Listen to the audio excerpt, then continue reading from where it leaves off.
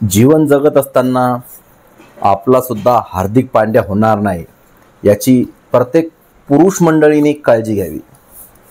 आणि या हार्दिक पांड्यापासून एक गोष्ट मात्र शिकण्यासारखी आहे, जी काही आपली संपत्ती असते ना ती आपल्या आईच्या नावावर करायची, आणि जे काही लोन असतं ना ते बायकोच्या नावावर। म्हणजे अगदी पळून जरी गेली आणि कुठं जरी गेली तर बस फेडत। मित्रांनो, हे काही जोक नाही आहे किंवा काही मजाक नाही आहे। ॲक्च्युली एका सक्सेसफुल व्यक्तीचं आयुष्य उद्ध्वस्त करणारी ही बाई। तिला जर पटत नव्हतं की त्या व्यक्तीसोबत राहणं जर तिला पटत नव्हतं तर मग पहिलेच लग्न करायचं नाही। आणि हार्दिक पांड्या याचं सुद्धा भरपूर चुकलं आहे। त्याला माहिती होतं ही बाई कशी आहे। लग्नाच्या अगोदरच तिचं टॉईंग टूंग, इकडं बी टॉईंग टूंग, अशा प्रकारे भरपूर भानगडी सोशल मीडियावर सुद्धा होत्या आणि त्याला माहीत सुद्धा होतं। पण काय माहिती त्याला कुठून बुद्धी सुचली आणि त्यानं लग्नच केलं। आणि आता तर काय म्हणे, बाईला 70% म्हणजे त्याची काही जी काही प्रॉपर्टी आहे त्या म्हणजे 70% हिस्सा पाहिजे। म्हणजे काय हिनं काय लग्न त्याच्या हिस्स्यासाठी केलं होतं का? असो, पण बाईनं एक गोष्ट चांगली केली बरं का, आणि ती म्हणजे त्याने स्वतःच्या नावावर अगदी काही म्हणजे काहीच नाही ठेवलं। पण ह्या सर्व गोष्टी तुमच्या आमच्या सोबत सुद्धा होऊ शकतात आणि आपल्यामधल्या भरपूर मंडळीसोबत सुद्धा घडलेले असेल किंवा घडल किंवा घडू नये यासाठी आपल्याला आपले काही महत्त्वाचे पाऊल उचलायचे आहे। तर त्यासाठी सावधान। आपण सर्वात जास्त विश्वास फक्त आणि फक्त स्वतःवर ठेवायचा काय, कारण की माहिती आहे का, कोणी सोबत येत नाही भाऊ, कोणी येत नाही। जे काय असतो ना तो आपण असतो। एक छोटीशी कहाणी आहे, ती कहाणी तुम्हाला सांगतो आणि हा आपला व्हिडिओ इथं समाप्त करतो। तर एक खूप कष्टकरी, खूप मेहनती एक तरुण असतो आणि त्याच्या परिवारामध्ये प्रत्येकावर एकदम प्रेम असतं त्याचं। आणि त्याला असं वाटतं की मी जर उद्या मेलो किंवा मला जर काही झालं तर यांचं कसं होईल, माझ्या आईचं कसं होईल, माझ्या भावाचं कसं होईल, माझ्या बायकोचं कसं होईल, माझ्या मुलांचं कसं होईल, वडिलांचं कसं होईल। म्हणजे नेहमी काळजी करत असतो तो की माझ्यानंतर यांचं कसं। एक दिवस त्याच्या स्वप्नामध्ये नारद मुनी येतात आणि त्याला सांगतात की हे बघ, तू जी काळजी करतोय तुझ्या परिवारातील लोकांची ती व्यर्थ आहे सगळे। तो बोलतो नाही नाही नाही, तुम्ही चुकतात। माझ्या परिवारातले लोक माझ्यावर जेवढं प्रेम करतात ना तेवढं जगात कोणी नाही करत।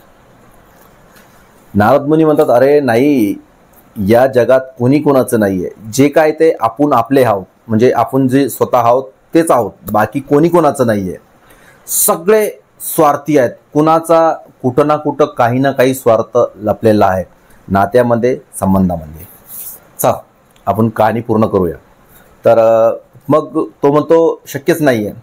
तर नारद मुनी त्याला म्हणतात, ठीक आहे, मी तुला एक त्याला डेमो दाखवतो, ठीक आहे। तर तू उद्या तू उठणार नाही म्हणजे तू झोपलेला असतो आणि तुला ऐकू येईल सगळं। तर तू फक्त उठायचं नाही आणि असं भासवायचं की तू मेलाय म्हणून, ठीक आहे।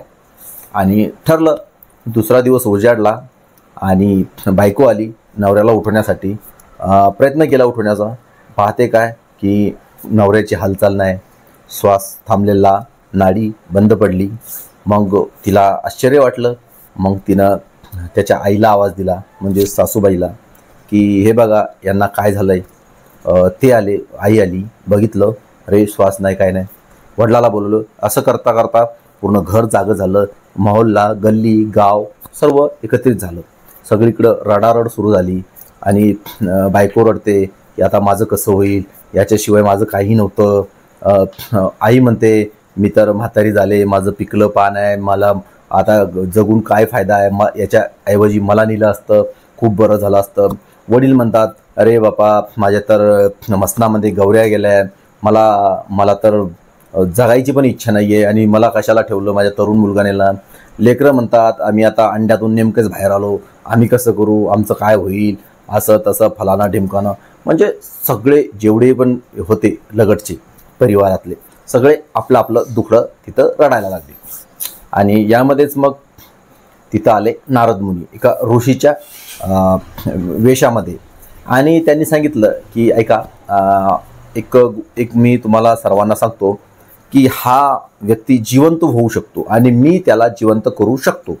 त्यासाठी तुम्हाला फक्त एक करायचं आहे की तुम्ही फक्त वेट करा 5 मिनटं. त्याच्या बायकोला सांगतो की तू एका वाटीमध्ये दूध घेऊन ये. आणि ते दूध आणल्यानंतर तो दूध असं ते झोपलेला असतो ना त्याच्या कपाळाजवळ नेतात आणि काहीतरी मंत्र वगैरे मारल्यासारखं करतात. आणि मग त्याला म्हणतात की आता असं करा, जो दूध हे दूध जो व्यक्ती पिईल तो मरेल आणि त्याच्याऐवजी हा उठेल.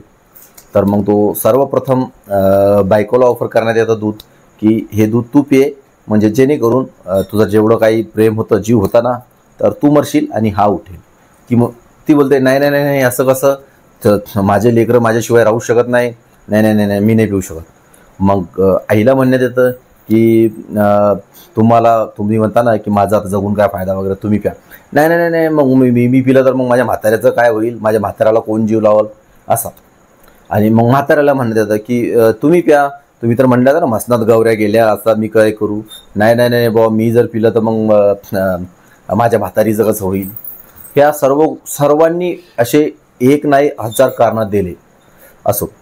तर सांगायचं तात्पर्य एवढंच आहे की मित्रांनो, कोणी कोणाचं नाही आहे. म्हणून विचार करा, विचार करा, विचार करा. असो, तुम्हाला हा आपला व्हिडिओ आवडला असेल, लाईक करा, कमेंट करा आणि जास्तीत जास्त शेअर करा. चला मित्रांनो, भेटूया आपण एक वेगळ्या नवीन विषयासह. तोपर्यंत काळजी घ्या. चला तर मग, धन्यवाद.